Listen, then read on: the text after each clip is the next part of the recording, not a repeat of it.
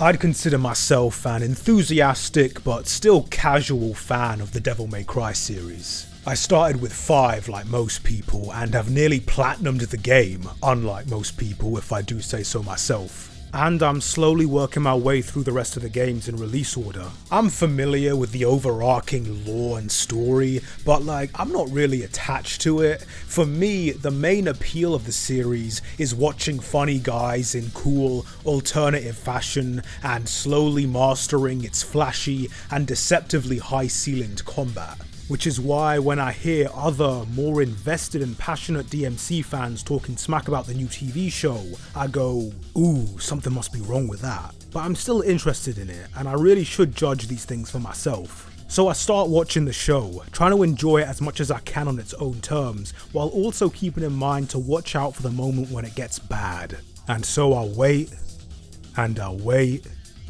and I'll wait. Oh, it's over already. Huh. Okay then.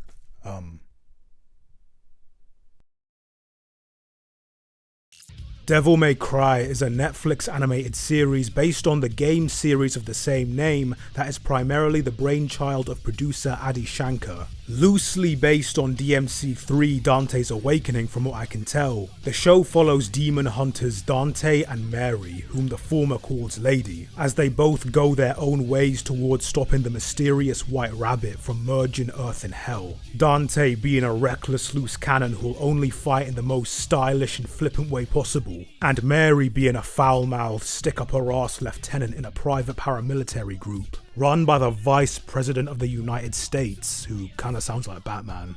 Blah blah blah, I've seen the show, you've probably seen the show. If you haven't, I don't want to waste time recapping it, man, just go watch it. Note that I said loosely based on DMC3, cause as far as I can tell, this may as well be its own completely different thing. And while the series does have a bit of a rocky history with completely different things, I feel like this one pulls it off.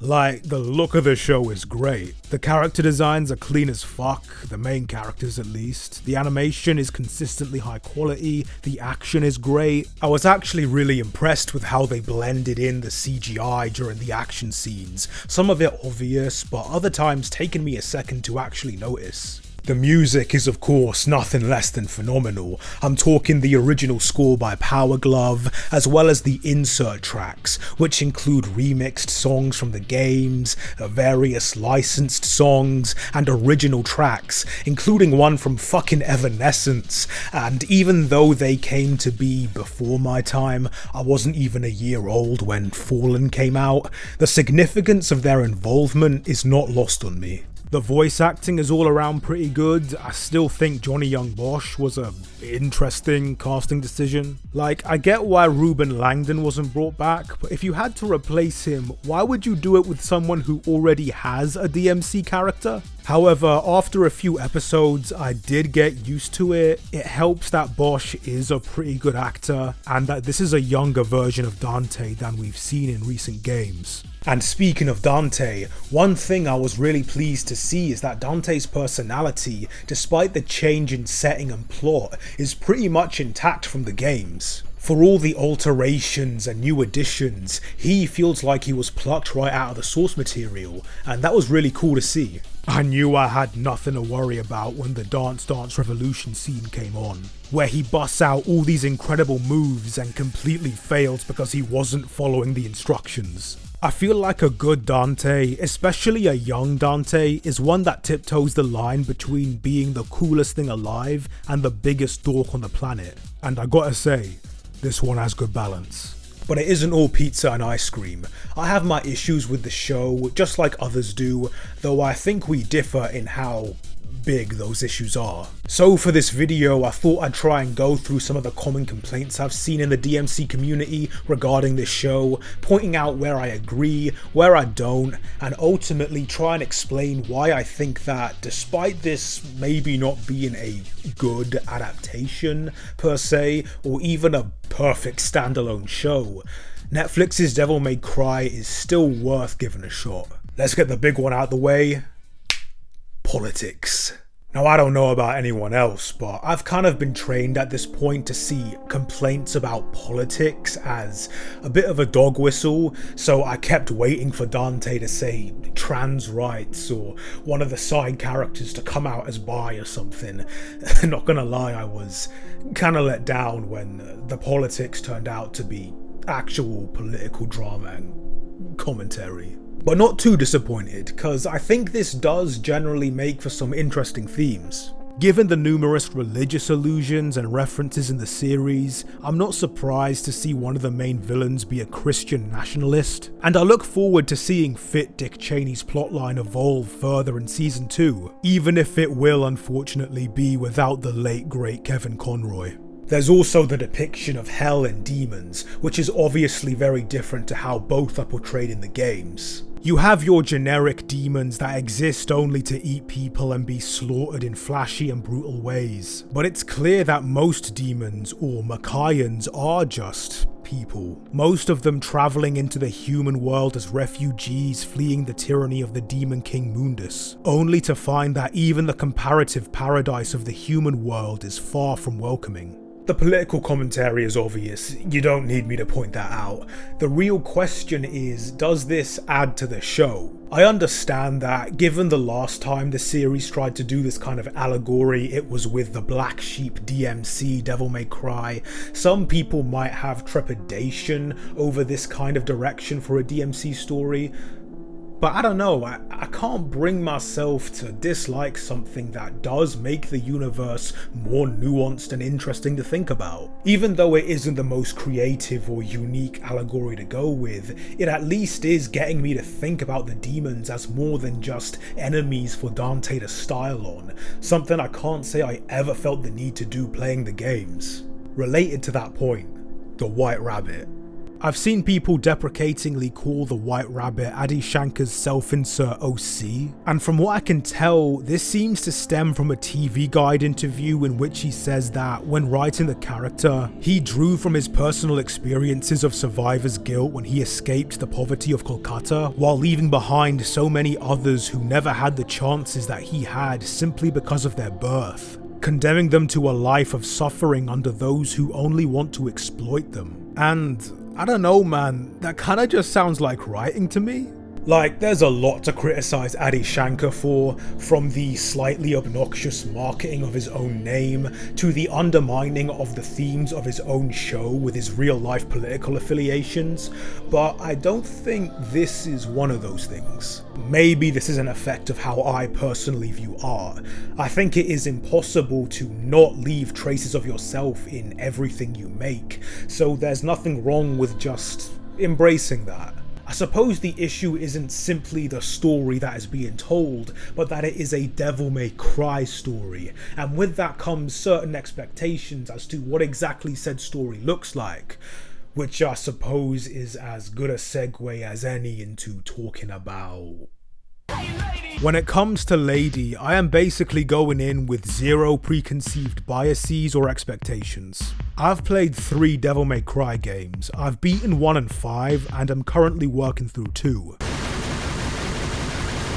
Of those 3, Lady has only shown up in DMC 5, but in that game she basically does nothing. She gets turned into one of the bosses and then spends the rest of the game just chilling in Nico's RV. Dante even makes a point of stealing her own weapons for himself, as if deliberately and spitefully condemning her to irrelevancy.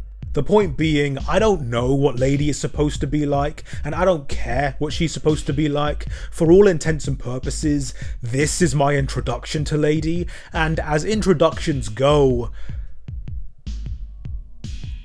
could be worse. Lady, who we'll call Mary since that's the name she's still using at the moment, is a purposefully frustrating and unlikable character. I get that. The point is to see her start in this position and see her grow over the course of the narrative, and I think that narrative does a good job of showing how she ended up becoming the person she is now, particularly in the fantastic 6th episode. I get Mary's character, but at the same time, her being deliberately written as an overly headstrong, stubborn and abrasive person does still make her an overly headstrong, stubborn and abrasive person who does a lot of stupid and frustrating things over the series. And I do try and keep in mind that just because I have no connection to Lady from the games, that doesn't mean others don't, and if you do, I can see why this would bother you. And yeah, the swearing is a little bit obnoxious. It was alright in Castlevania because everyone swore like they just turned 12 and found out about the word cunt. But here, Mary seems to have a monopoly on fucks, and while you don't need to watch this channel long to know that I myself have a bit of a loose tongue in regards to my language, there is such a thing as forcing it. However, this is ultimately an incomplete character arc we're judging here. Episode 8 is a contender for my favourite in the series, and part of that is due to the great synergy between Mary and Dante, and while that episode does end with her stabbing him in the back and taking him back to the obviously evil vice president, it would be wrong to say that she hasn't grown at all from episode 1, and I am genuinely interested to see where she ends up going in season 2, if for no other reason than I hope we get another sick action scene with the two of them again. Maybe when we get to DMC 3 and 4, I'll realise what we missed out on and I'll be just as annoyed as everyone else seems to be. But for now, while I see the flaws and understand the grievances, I'm still invested enough to see this through. And I think that's a sentiment that you could apply to this entire show, now that I think about it. When it comes to adaptations, things are deceptively nuanced. If we're, say, going from a book to a film, or even just a manga to an anime, so much is being added. Colour, voices, music, movement, that it almost feels like you're experiencing the story for the first time all over again. The dramatic change in medium is, in and of itself, the appeal, but then take something like a game. A game which already has colour, has voices, definitely has music, definitely has movement. In fact, by adapting a game, you're arguably losing something, since you can no longer directly interact with it other than just watching it. If you kept the show's production value the exact same and only changed the story to be a more direct adaptation of Dante's Awakening or the OG Devil May Cry, it would probably still be entertaining, the show would still look great, and the original games had fun stories with fun characters, but what would be the point in that? If I wanted to experience those stories, I could just go and play those actual games, instead of watching what would probably be a pretty but rushed retelling. And this isn't to bash on things that are just fun, by the way. I love shit that's fun. One of the most memorable film experiences of the last couple of years was seeing Redline for the first time. A film which spends its entire runtime just escalating things to such ridiculous levels that only get more exponential the closer you get to the end. It is a mad ride and I fucking love it. But if they remade Redline into a live action film, I'd be like, okay, but why though? What else is there to say? What else is there to add, to do differently? How are you gonna make up for the loss of its iconic animation? This is why I think, more than being unfaithful, the worst thing an adaptation can be is unnecessary. This is the sin plaguing most live action adaptations of cartoons. They're usually just the cartoon again, except more boring. If they just adapted one of the DMC games, or even just did a story set in the original universe, I'm sure that would be a good time. I've heard good things about TAS. I'd also be more likely to just watch it and go, yeah, alright, that was cool, and then just go on with my day. I probably wouldn't think about it too much afterwards and just go back to playing the games. Probably wouldn't be all that hyped about season 2. And none of that is meant to imply that Netflix Devil May Cry as it exists changed my life. I didn't start crying in awe. I'm not gonna lie in bed, unable to sleep from the excitement waiting for season 2. The show is far from perfect. The writing style isn't always to my tastes. The limited episode count means that the finale is unfortunately rushed, and the overall pacing does degrade and become quite uneven towards the end. Like, there's a whole ass invasion of hell that they just skip the opening phase of.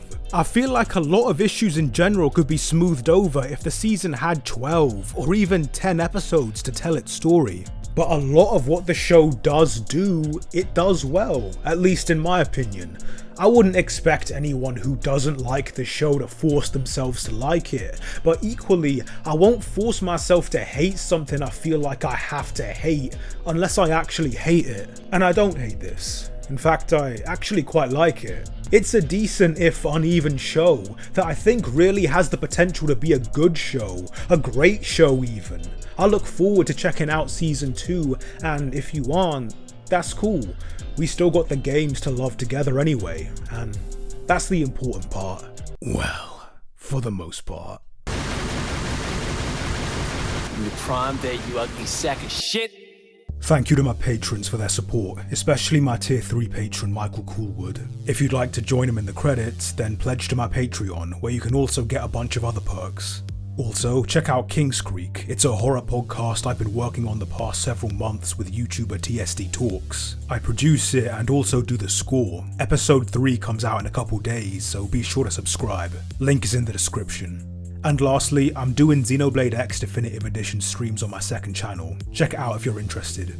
Thank you so much for watching, and I'll see you soon. Bye bye.